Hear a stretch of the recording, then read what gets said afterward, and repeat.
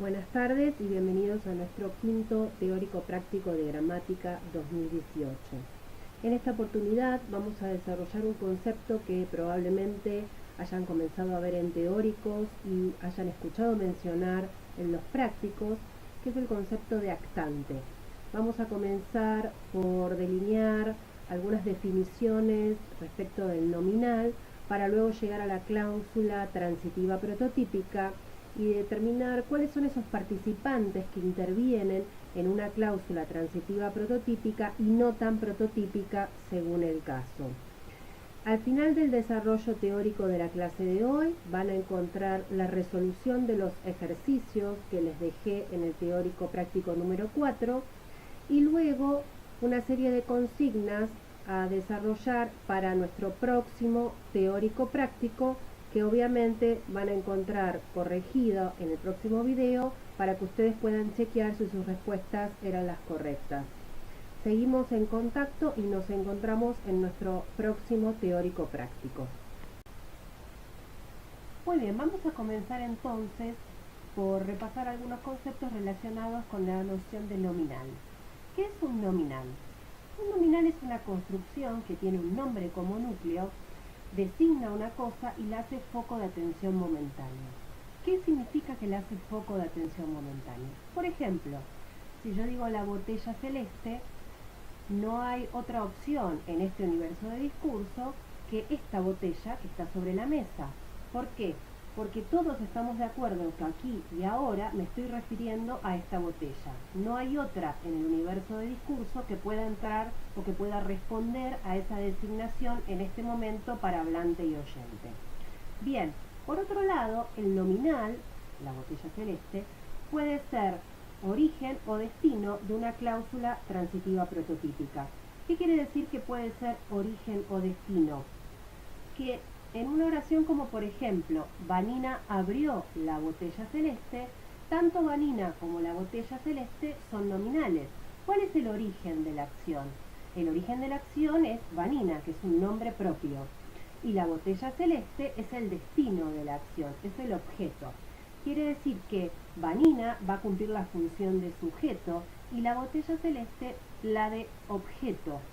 Ahora bien, ¿la botella celeste podría ser sujeto en otra oración? Sí.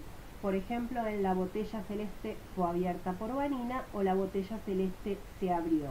Quiere decir que el nominal puede ser origen o destino de una cláusula transitiva prototípica. Es decir, que la función prototípica del nominal puede ser la de ser sujeto o la de ser objeto de una cláusula transitiva prototípica.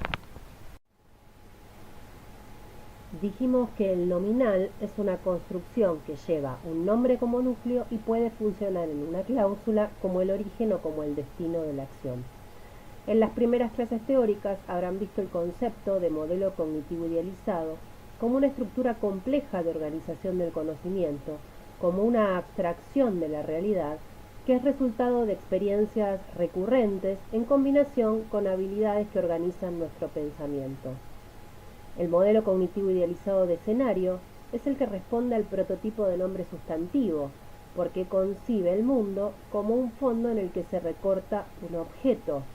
Ese escenario es la plataforma en donde hay una serie de objetos, el hablante ve una porción y focaliza una región de la realidad, diferencia una figura. Usar un sustantivo es hacer referencia a un objeto cosa.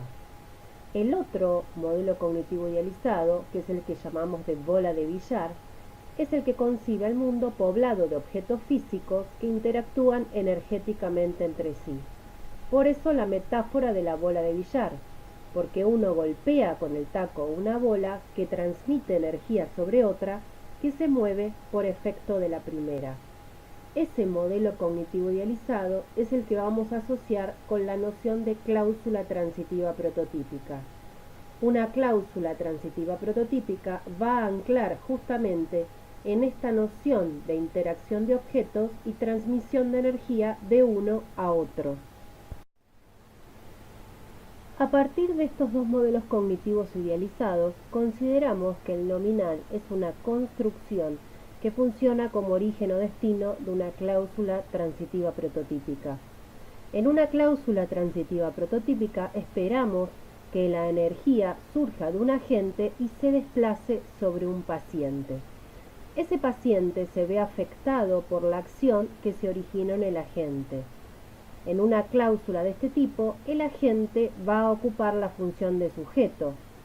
Ahí tienen el ejemplo: Vanina abrió la botella, donde Vanina y la botella son nominales que están representando actantes diferentes.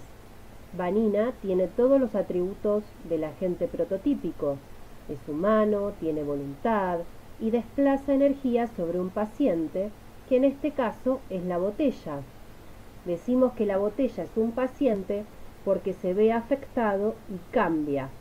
En una cláusula transitiva prototípica, el paciente es preexistente y se ve modificado por la acción originada por el agente.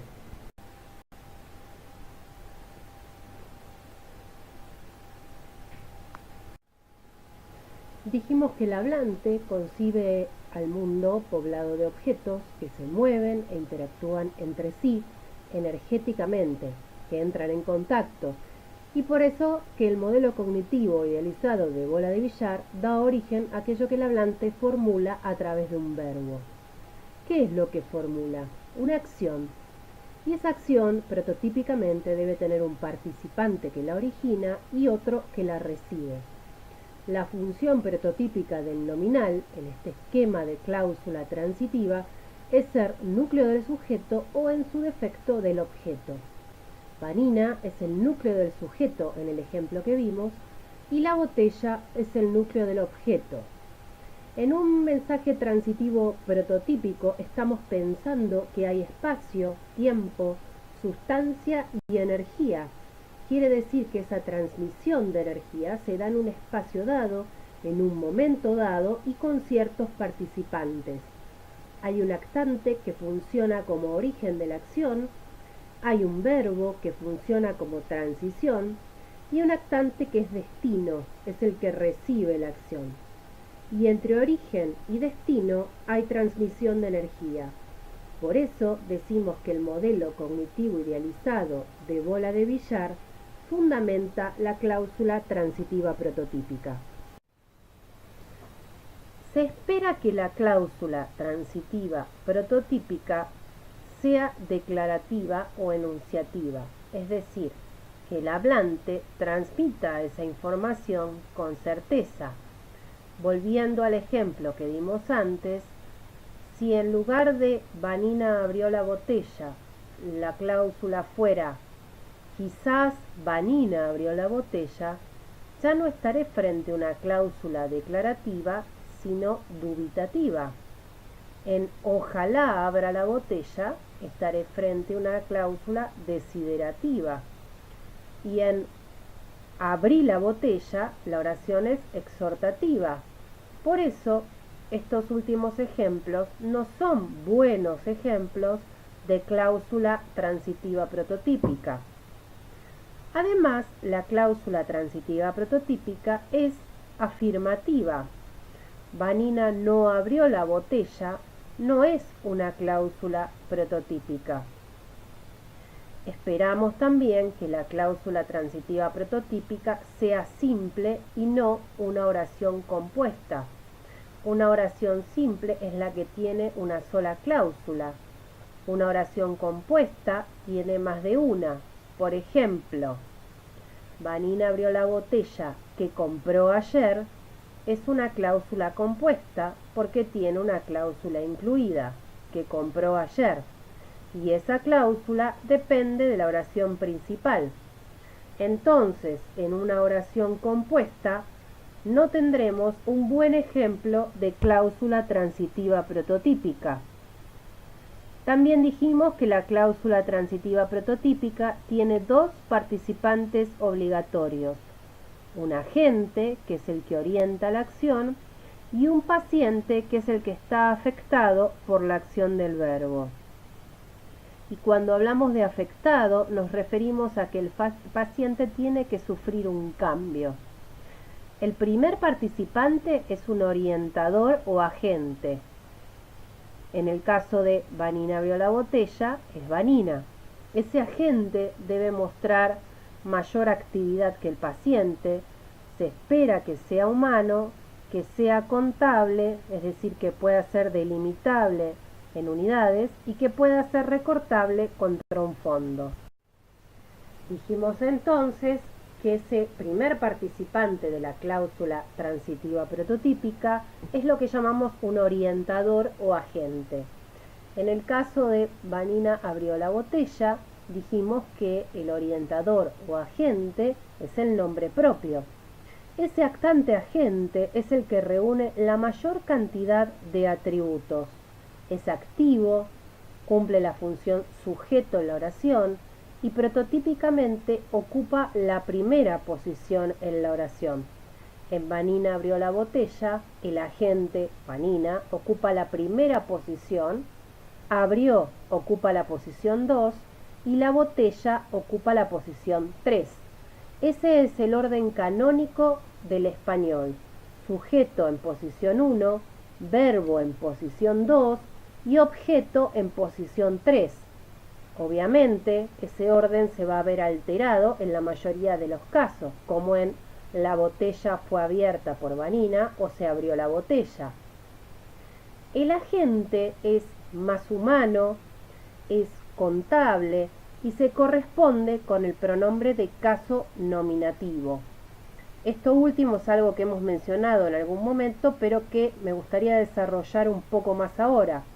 Recuerden que el pronombre tiene una categoría propia que es la de caso. Recuerden que el pronombre tiene una categoría propia que es la de caso. Esa categoría es una categoría que permite determinar qué función cumple el pronombre.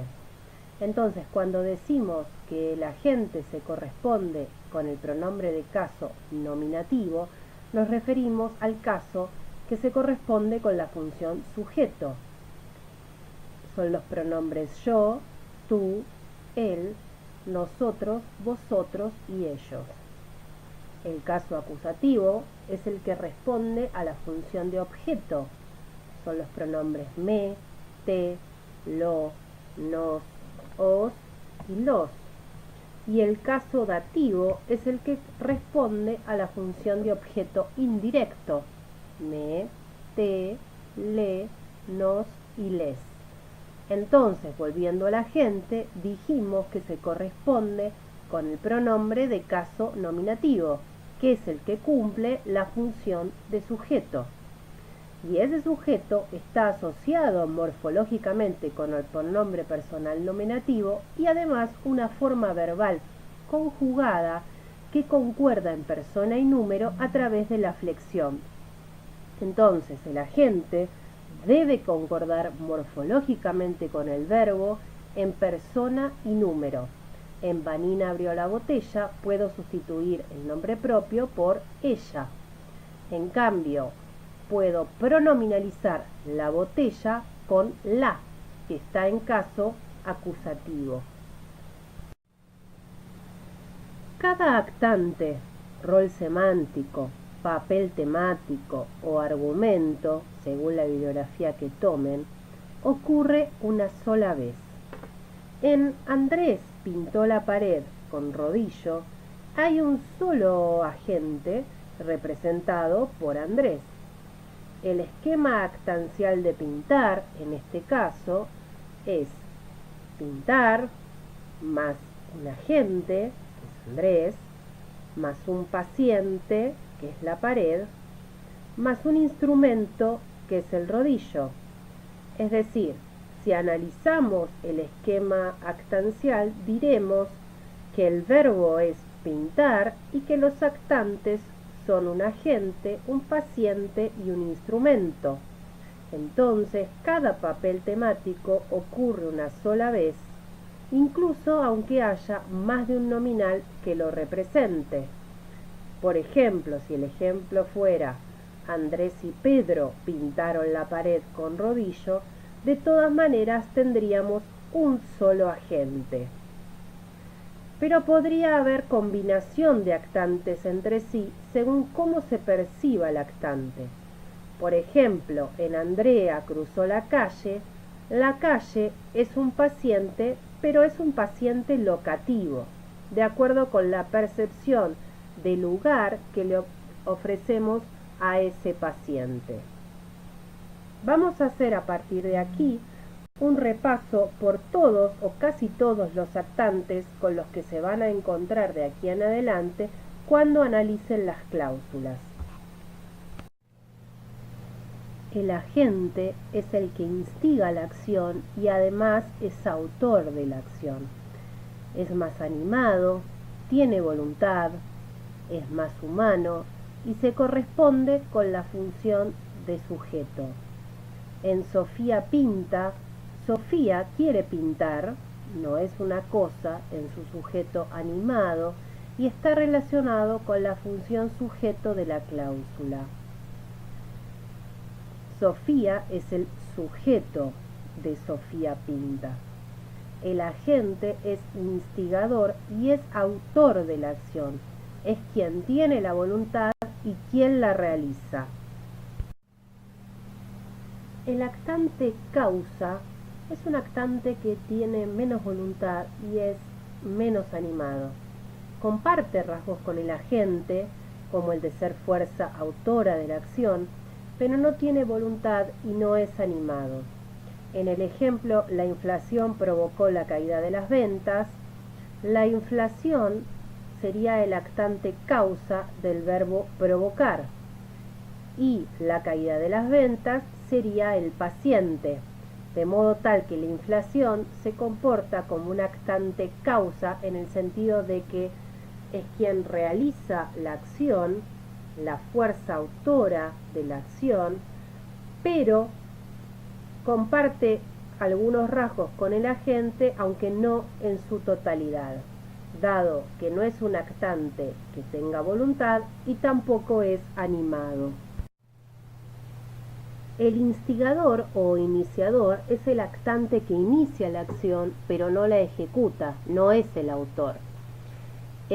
Me corté el pelo en la peluquería de la esquina, el actante instigador yo es la primera persona quien pide que le corten el pelo, pero no es quien corta el pelo, sino que pide a otro que realice esa acción. A diferencia de la actante agente, que es instigador y realizador de la acción, es decir, autor, el instigador o iniciador no tiene la agencia de la acción, la ejecución. Sigue siendo humano, es la persona que pide que se realice la acción, pero no es el autor, es decir, la inicia pero no la ejecuta. En el ejemplo, yo, a su vez, coincide con el benefactivo, porque es aquella persona a quien le cortan el pelo, ¿sí? Entonces, yo es instigador y benefactivo al mismo tiempo, y el peluquero es el agente. Ese peluquero no está en una posición prototípica explícita en la oración, pero lo es de todos modos. En cambio, la primera persona es solo el instigador de la acción. El actante comitativo es un ser animado que comparte la agencia de la acción con otro, es decir, que hay dos o más participantes que realizan la misma acción. Por ejemplo, en Pedro viene corriendo con Silvina, tanto Pedro como Silvina realizan la acción de correr. En el ejemplo, hicieron el trabajo juntos, sucede lo mismo. Los dos participantes realizan la misma acción. Esto significa que hay un actante llamado comitativo, que es el que vamos a representar en la estructura actancial del verbo. En el caso que tienen en pantalla, el gato rompió el sillón, hay un ser que es más animado, pero que no tiene voluntad. El actante, hacedor, realiza la acción, pero tiene menos voluntad que Pedro o que Sofía. ¿Qué característica no tiene el gato que sí tenía Juan? El rasgo más humano, es decir, es animado, pero no es humano y pensamos que no tiene voluntad. A este actante lo denominamos actante hacedor. En El jefe le ordenó a Juan llegar temprano, hay alguien que ordena una acción, pero esa acción es realizada por otra, es decir, el que la ordena controla que esa acción se realice. El actante control, en este caso el jefe, es más animado y tiene voluntad, pero tiene una diferencia con el agente, y es que, en este caso, el jefe no llega temprano. El jefe solamente controla cómo Juan realiza la acción. Si dijera, por ejemplo, Juan organizó el viaje, no me refiero a que él mismo lo haya organizado, sino que, por ejemplo, lo pidió a un agente de viajes. Por lo tanto, en ese caso, Juan sería un agente control y el agente sería el agente prototípico. Cuando hablamos de un actante fuerza, nos referimos a un actante que tiene menos voluntad y que es menos animado. En El viento movió la cortina tenemos una fuerza natural, el viento, que no tiene voluntad, que no es animado y que es una fuerza de la naturaleza. En el caso de la locomotora entró a la estación, se supone que la locomotora no entra sola, sabemos que hay alguien manejándola, pero así como está contada la historia, parece que hay una fuerza no natural, que es la máquina, que está realizando una acción. Supongo que hay un conductor, pero eso no está dicho. Voy a determinar qué actante elige mostrar el hablante en la acción, cómo conceptualiza la acción de entrar a la estación, y en este caso lo hace como una máquina que entra y no como un maquinista que maneja. En la ruta cruza la autopista aparece un actante locativo. ¿Por qué la ruta es locativo? Cuando hablamos de locativo hablamos de lugar. El actante no tiene características como voluntad o animación que lo acerquen a la gente. Acá no hay nadie realizando la acción.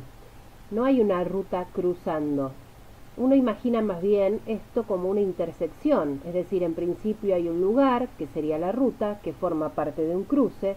Obviamente no es humana, no es animada, no tiene voluntad y no transfiere energía de ningún tipo ni provoca ningún cambio en la autopista.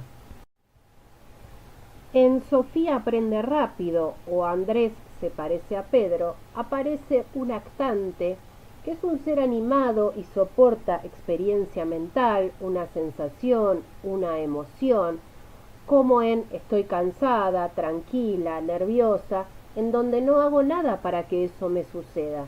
Es la sensación que tengo, tiene que ver con cómo me siento. Esa experiencia es lo que le sucede al experimentante. Si bien es un ser animado, lo que no tiene es la voluntad de que le suceda la acción, sino que soporta experiencia mental, sensorial, emotiva o física. En Sofía aprende rápido, Sofía experimenta el aprendizaje. En este tipo de acciones no se muestra tanto la transferencia de energía del agente al paciente, sino que es algo que le sucede a la gente. El actante benefactivo es un ser animado que tiene el rasgo de ser más poseedor o más afectado por algún provecho o algún daño.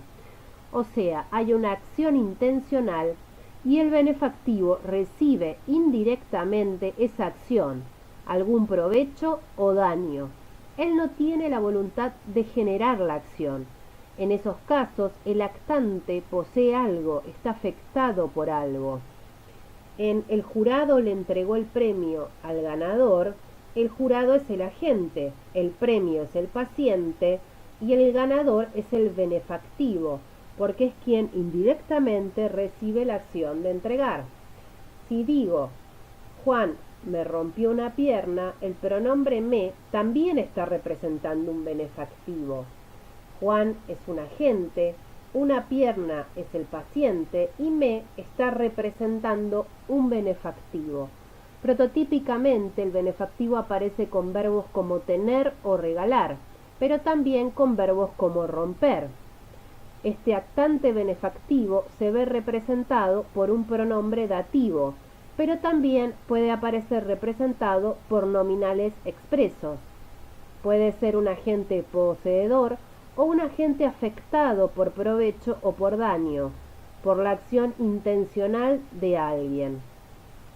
Hablamos de pronombre dativo porque el pronombre dativo representa a quien recibe la acción indirectamente. En el ejemplo, quien recibe indirectamente la acción de entregar es el ganador, quien también está representado por el pronombre le.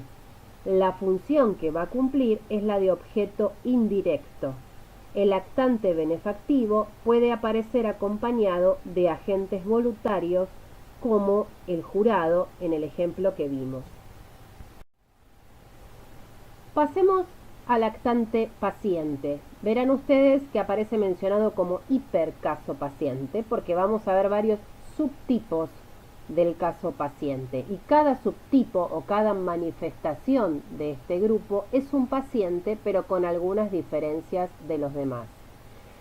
El paciente, en líneas generales, es el que recibe directamente la acción del verbo. Mientras el agente es el que realiza la acción, el paciente es el que la recibe. El paciente prototípico, o lo que llamamos paciente-paciente, tiene que sufrir un cambio respecto de cómo estaba antes. Y tiene que existir previamente. El ejemplo que tienen en pantalla, la mujer furiosa rompió el documento, es mejor ejemplo de paciente, el documento, que la mujer pintó el cuadro. ¿Por qué? Porque el documento existía antes de esa acción. Vamos a considerar entonces los actantes pacientes o subtipos del hipercaso paciente a continuación. En Juan alcanzó su objetivo o Juan le compró flores a su novia, su objetivo y flores son pacientes meta. ¿Qué actante representa, por ejemplo, su novia en el segundo? Su novia es un benefactivo y Juan en ambos casos es el agente. El pronombre le en el segundo ejemplo es una duplicación del benefactivo, porque en el español tenemos la tendencia a duplicar el objeto dativo con el pronombre le. El segundo caso que aparece en pantalla es el del paciente factitivo. El paciente factitivo se denomina así porque no existía antes de que sea realizada la acción. Es decir, en el ejemplo la receta fue extendida por el médico.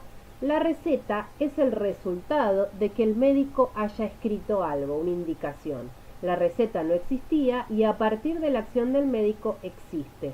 El paciente factitivo es el objeto creado o resultante.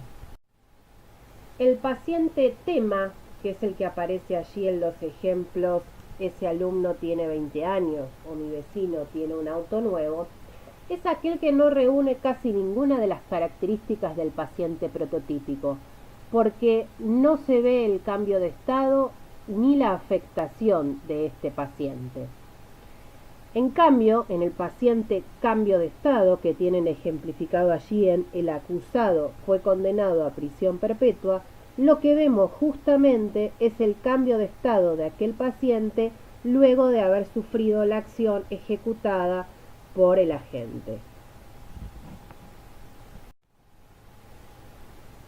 En el paciente benefactivo, que tienen ejemplificado en Ariel fue nombrado presidente de la asociación, se trata de un paciente que es nombrado en este caso, que recibe el beneficio del nombramiento, y es un paciente porque hay alguien que lo nombra, es decir, recibe el beneficio del nombramiento. Acá lo vemos como un paciente porque claramente además es una cláusula pasiva. Alguien lo nombra y es paciente porque cambia o se ve afectado por la acción. Pero además, esta acción genera un beneficio en este paciente. El segundo caso, el de paciente experimentante, en los dirigentes del club fueron sorprendidos por los hechos. Hay un cambio de perspectiva respecto del agente experimentante que vimos en, por ejemplo, Sofía aprende rápido, que tenía un sujeto activo. Aquí los dirigentes del club constituyen un sujeto pasivo. En este caso, el paciente se ve afectado por una experiencia mental o sensorial. El agente aquí son los hechos y los dirigentes son el paciente. El paciente contenido de la percepción está relacionado con lo sensorial, con la percepción, con el conocimiento y suele aparecer en relación con verbos como saber, como aprender, que están relacionados justamente con lo perceptivo o con lo cognitivo. En este caso, los sucesos son el contenido de esa percepción y el agente de la cláusula es todos. Otro ejemplo de paciente contenido de la percepción podría ser Juan aprendió la lección, en donde la lección es el paciente contenido de la percepción y Juan es el agente experimentante. En el segundo caso, en el del paciente completante, cuyo ejemplo es el joven tenor cantó la ópera a la perfección, el paciente forma parte de la acción del verbo, es decir, cantar en sí mismo implica algo pasible de ser cantado, como podría ser una ópera. Una ópera, en este ejemplo, completa el significado del verbo cantar en algún sentido. Por eso es un paciente completante, porque forma parte de la acción del verbo. El paciente objeto se trata en general de objetos que cambian de manos, que son trasladados, que cambian de lugar, como tienen ahí, cambiaron el mueble de habitación, en donde el mueble es el paciente que cambia de locación. No se ve demasiado afectado por la acción del verbo, más que en un cambio de lugar. Y el paciente locativo, que allí tienen representado en el comerciante, fue abordado por los asaltantes, muestra que cuando hablo de el comerciante en este caso, estoy poniendo al actante en relación con el lugar, en este caso un comercio, un negocio.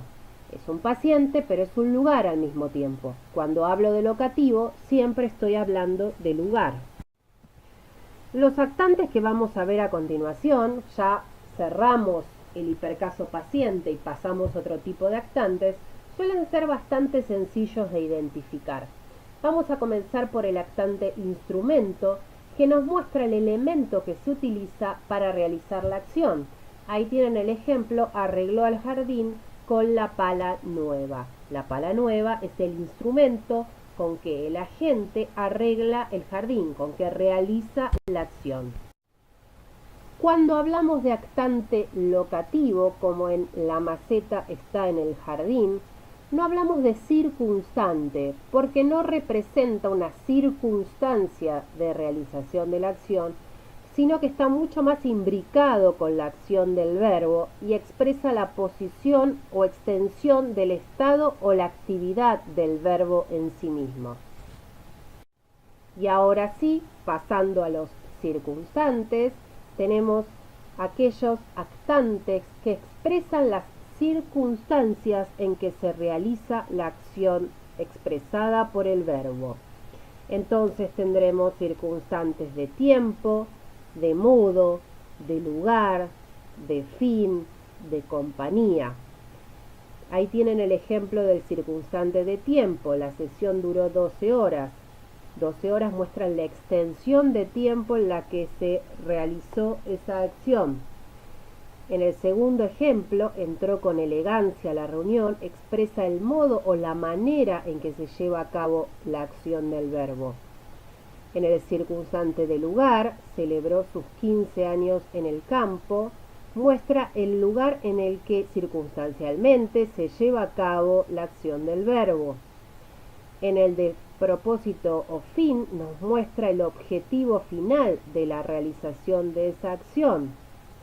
Y el de compañía nos está mostrando justamente quién acompaña la acción del verbo. Acá tenemos que aclarar que si el perro toma whisky es un agente comitativo, si no, simplemente acompaña y es un circunstante de compañía.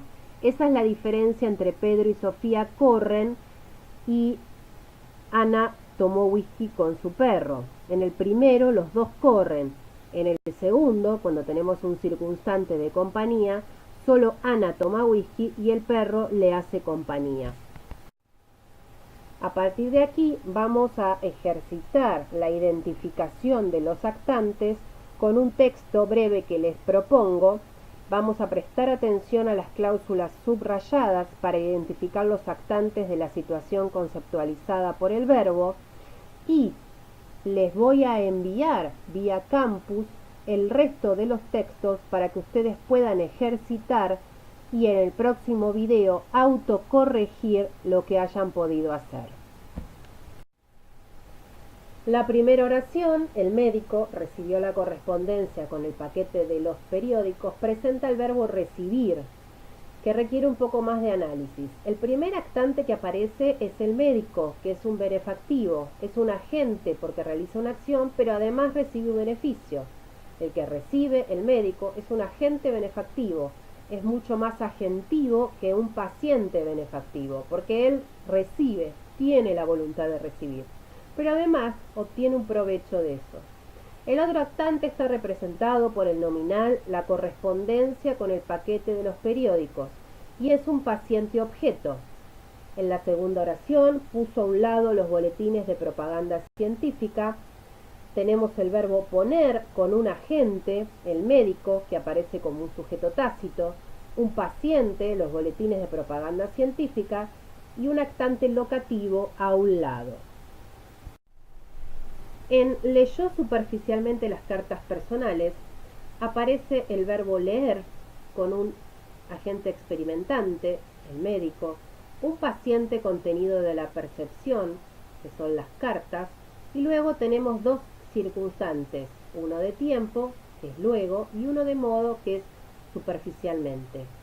La siguiente oración, mientras tanto, el administrador distribuyó el correo entre los destinatarios presentes, tiene el verbo distribuir con un agente, que es el administrador, un paciente objeto, que es el correo, y un benefactivo, que es los destinatarios presentes. Por último, el mientras tanto, que es un circunstante temporal.